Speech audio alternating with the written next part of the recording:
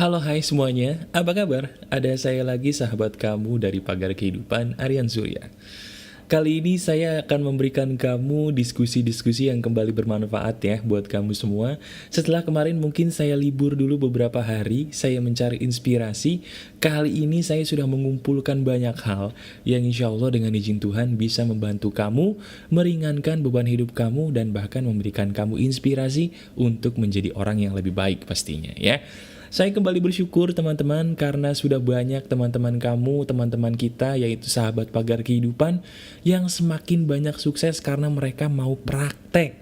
Nah sekarang sebelum mulai, saya tanya dulu, apakah kamu sudah praktek apa yang saya katakan kemarin? Atau mungkin ada nggak sih satu video aja dari video-video yang kamu sudah tonton di Pagar Kehidupan yang berani dan mau kamu praktekkan? Kalau belum, silahkan praktekkan, karena apapun yang kamu praktekkan, pasti akan ada hasilnya, ya. Nah, kali ini, saya akan berdiskusi kembali bersama kamu teman-teman mengenai sebuah topik yang agak unik. Waduh, kenapa bisa disebut unik mas bro? Karena topik ini adalah topik yang sebenarnya sudah lama sekali di request oleh sahabat-sahabat Pagar Kehidupan, tapi topik ini baru bisa saya lakukan karena saatnya benar-benar tepat. Topik yang akan kita bahas kali ini mengenai sebuah buku yang populer 10 tahun lalu, betul. Buku itu adalah The Secret Law of Attraction, atau mungkin orang kenal dengan buku The Secret, ya. Buku itu sebenarnya memang menyimpan banyak rahasia, yang mana The Secret itu sendiri pun artinya dalam bahasa Indonesia adalah rahasia. Cuman mungkin karena tidak semua orang suka baca buku, jadi ada banyak orang yang bingung The Secret itu cara prakteknya bagaimana dan landasannya seperti apa sih. Nah, sekarang bagi kamu yang mungkin tertarik dengan buku The Secret atau mau mempraktekkannya dalam kehidupan kamu sehari-hari, kamu dengarkan audio ini, video ini sampai selesai, dan ingat, kamu harus berjanji untuk praktek. Siap? Oke. Jadi sekitar 10 tahun yang lalu muncul sebuah fenomena hebat. Fenomena itu bukan fenomena bom atau fenomena negatif, tapi justru fenomena positif yang diawali dengan kemunculan buku yang unik. Buku itu adalah buku The Secret. Buku ini membuat orang banyak mendapatkan keajaiban yang tidak mereka sangka-sangka. Benar, mereka banyak yang mendapatkan keajaiban, tapi banyak juga orang yang kayaknya pesimis gitu. Masa sih dengan hal seperti ini bisa? Nah, sekarang gini, kita lupakan dulu The Secret. Saya akan mengambil sebuah contoh yang bisa kita diskusikan, yang sebenarnya contoh ini dalam kehidupan sehari-hari sudah ada, tapi uniknya, secara tidak sadar, contoh ini berhubungan dengan buku The Secret yang sebenarnya mungkin pernah kamu baca. Contohnya begini, kamu pernah nggak dengar ucapan dari orang-orang tua kita yang pernah mengatakan, lu jangan mikir macem-macem lu. Kenapa? Karena pikiran adalah doa. Nanti kejadian lu. Pernah nggak kamu dengar ucapan orang tua seperti itu? Kalau kamu pernah, kamu sama seperti saya. Dan uniknya, saya selalu yakin teman-teman, orang-orang tua kita zaman dulu tuh, sebenarnya mereka jauh lebih pintar daripada orang modern. Karena semua perkataan orang-orang tua zaman dulu, sebenarnya itu lebih banyak yang benernya dibandingkan orang modern. Termasuk ucapan mereka yang mengatakan, pikiran adalah doa. Karena memang pada dasarnya, pikiran yang kamu pikirkan terus-menerus, itu akan menjadi kenyataan. Sekali lagi, pikiran yang kamu pikirkan terus-menerus, itu akan menjadi kenyataan. Kenapa? Karena pikiran adalah doa. The Secret, dari satu buku itu, intinya dia cuma ingin mengatakan bahwa hati-hati dengan pikiran elu. Karena pikiran lu ini sebagian bisa menjadi doa yang terkabul. Nah, saya mengatakan sebagian, berarti ada dong mas bro, pikiran-pikiran yang tidak terkabul menjadi doa, ada juga pikiran-pikiran yang akhirnya terkabul menjadi kenyataan. Apa yang membedakan pikiran yang terkabul menjadi kenyataan, dan kenapa juga ada pikiran yang mungkin tidak terkabul menjadi kenyataan? Nah, itu pertanyaan yang bagus, jawabannya adalah begini. Pikiran yang bisa menjadi kenyataan adalah pikiran yang kamu resapi menggunakan perasaan. Sekali lagi, pikiran yang bisa menjadi kenyataan adalah pikiran yang kamu resapi menggunakan perasaan nyata. Kalau kamu hanya sekedar memikirkan, belum tentu itu kejadian. Karena kamu belum tentu pakai perasaan. Tapi hati-hati, kalau kamu memikirkan sesuatu dan kamu memakai perasaan di dalamnya, cepat atau lambat itu akan tertarik dibawa oleh alam semesta dengan izin Tuhan, ada di depan muka kamu. Nah, The Secret membahas hukum tarik-menarik. Hukum tarik-menarik itu apa sih, Mas Bro? Nah, begini penjelasannya. Dalam hukum alam itu banyak. Ada hukum gravitasi, ya, ada hukum energi dan segala macamnya. Ada satu hukum yang kita sayangnya bertahun-tahun, berbelas-belas tahun, atau mungkin berpuluh-puluh tahun belajar di sekolah, tidak pernah diajarkan. Hukum itu adalah hukum tarik-menarik. Nah, Mas Bro, hukum tarik-menarik itu apa sih? Hukum tarik-menarik itu sebenarnya gini, teman-teman. Kalau kamu percaya atau enggak, kamu sekarang sedang mengalami hukum tarik-menarik. Loh, kok bisa, Mas Bro? Kamu bisa mendengarkan saya, kamu bisa fokus mendengarkan suara saya sampai detik ini. Secara tidak sadar, kamu ketarik oleh suara saya. Kamu jelas ya? Jadi saya menarik kamu dengan suara saya, dengan cara saya berbicara, kamu ketarik dengan suara saya, makanya kamu fokus. Itu hukum tarik-menarik. Ada yang menarik dan ada juga yang ditarik. Dalam hal ini adalah kamu. Kamu yang ditarik dan saya yang menarik kamu. Itu hukum tarik-menarik. Menarik dan ditarik. Jadi kalau kamu mungkin dengar hukum tarik-menarik bla bla bla terus kamu pusing, mereka yang ngasih tahu salah. Hukum tarik-menarik itu nggak bikin pusing. Barusan saya jelasin hukum tarik-menarik, kamu pasti langsung ngerti kan? Nah, itulah hukum tarik-menarik. Ketika kamu ketarik oleh orang yang menarik kamu, itulah berlaku hukum tarik-menarik. Ketika kamu ngelihat cewek cantik, kamu terpukau, berarti kamu telah tertarik oleh itu cewek yang menarik kamu dengan penampilannya yang mempesona. Kamu mungkin fokus dengan suara saya, sampai detik ini kamu mendengarkan, mungkin ada yang tersenyum, ada yang mengangguk-ngangguk gitu ya. Kamu secara tidak sadar, kamu ketarik oleh suara saya yang berhasil menarik kamu. Itulah hukum tarik-menarik. Di mana ada yang menarik, dan di mana pula ada yang ketarik. Nah, ternyata, menurut buku The Secret, hukum tarik-menarik itu bukan hanya berlaku antara sesama manusia, teman-teman. Tapi juga berlaku antar sesama alam semesta yang Tuhan ciptakan begitu luas ini. Termasuk berlaku juga terhadap sebuah kejadian. Betul, kejadian pun bisa ditarik. Saya mau cerita dulu boleh ya? 5 tahun lalu ketika saya masih main Facebook, saya melihat ada salah satu status anak SMP. Cowok anak SMP statusnya begini. Kayaknya gue udah gak pengen hidup lagi deh. Gue bosen sama hidup ini, gue pengen mati. Dia status begitu teman-teman di Facebooknya. Dan kamu percaya atau enggak? Apa yang terjadi seminggu kemudian? Betul, dia mati beneran. Matinya gimana? Dia ketabrak motor, dia lagi naik motor, tabrakan sesama motor, kepalanya pecah. Kepalanya pecah, betul. Dari situ orang heboh. Orang heboh kenapa hanya dengan sekedar menulis status di Facebook kok malah kejadian? Itulah saya ingin mengingatkan kepada kamu, hati-hati apa yang kamu ucapkan dan pikirkan, itu bisa menjadi kenyataan. Dari peristiwa yang saya katakan tadi barusan, ada nggak hubungannya Mas Bro, peristiwa itu dengan hukum tarik-menarik? Ada. Tadi saya bilang bahwa dalam semesta alam ini, hukum tarik-menarik bukan hanya berlaku antar sesama manusia, tapi bisa menarik kejadian. Barusan saya bilang gitu kan? Nah, si anak yang tadi mati, itu dia secara sadar atau tidak sadar, dia menarik kejadian yang membuat perkataan dia pengen mati jadi terkabul. Jelas ya? Jadi kalau kamu memikirkan sesuatu, pakai perasaan, hati-hati, itu bisa jadi terkabul, bisa jadi kenyataan, baik itu adalah kejadian yang baik, atau jangan-jangan itu justru kejadian yang buruk. Bahkan saya punya satu rahasia. Rahasianya adalah begini, apapun yang kamu alami saat ini, dimanapun kamu sekarang, bagaimanapun kondisi kamu sekarang teman-teman, itu adalah hasil dari pikiran kamu sendiri di masa lalu secara sadar atau tidak sadar. Pikiran kamu di masa lalulah yang menarik kamu menuju keadaan kondisi yang seperti sekarang ini. Dan kalau kamu ingin merubah hidup kamu, bisa nggak? Bisa. Caranya gimana? Awasi dulu pikiran kamu. Awasi dulu pikiran kamu. Karena semua dalam hidup ini bisa ditarik dan bisa menarik. Baik itu orang maupun kejadian. Berhati-hatilah. Nah Mas Bro, kok tiba-tiba kita ngomongin hukum tarik-menarik sih? Ingat, The Secret itu intinya adalah hukum tarik-menarik. Hukum tarik-menarik itulah yang dibahas dalam sebuah buku The Secret sampai habis. Nah sekarang saya tanya, kamu bisa sadar atau nggak sadar, sebenarnya masalah dalam hidup kamu itu kamu sendiri loh yang narik. Hati-hati, masalah dalam hidup kamu itu bisa jadi adalah kamu sendiri yang narik secara tidak sadar. Contohnya begini, Kamu punya hutang. Kalau setiap hari kamu pikirin, aduh kenapa gua ada utang ya, aduh kenapa gua ada utang ya, itu sama aja, menurut hukum tarik-menarik tadi, kamu menarik hutang. Kenapa? Karena kamu fokusnya ke hutang, bukan ke lunas. Nah, dalam buku The Secret, dan saya sudah praktekkan ini benar, yang harus kamu lakukan adalah rubah fokusnya. Jangan fokus ke masalah, tapi fokuslah ke hal yang kamu mau.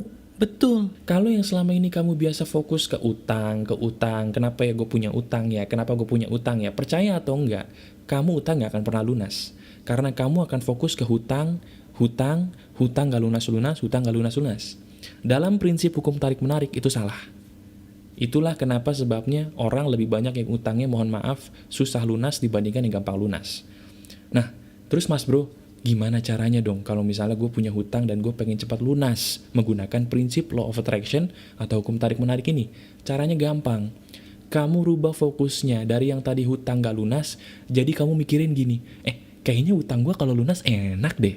Terus kamu bayangin pakai perasaan, enak ya kalau utang gue lunas, mungkin gue bisa plong. Kamu bayangin plongnya gimana, kamu bayangin kalau utang lunas tuh gimana. Aduh enaknya, alhamdulillah ya Tuhan. Rasanya plong banget utang saya udah lunas. Enak ya kalau lunasnya utang, aduh alhamdulillah. Kamu ucapin itu setiap hari, anggap utang kamu sudah lunas, fokusnya kamu adalah ke lunasnya hutang, bukan ke hutangnya kenapa belum lunas. Niscaya kamu akan hutangnya lunas beneran. Percaya atau enggak, lakukan. Nah, contoh yang saya berikan barusan ini adalah contoh bagaimana cara kamu menjalani hukum tarik-menarik yang diajarkan di Secret. Gimana?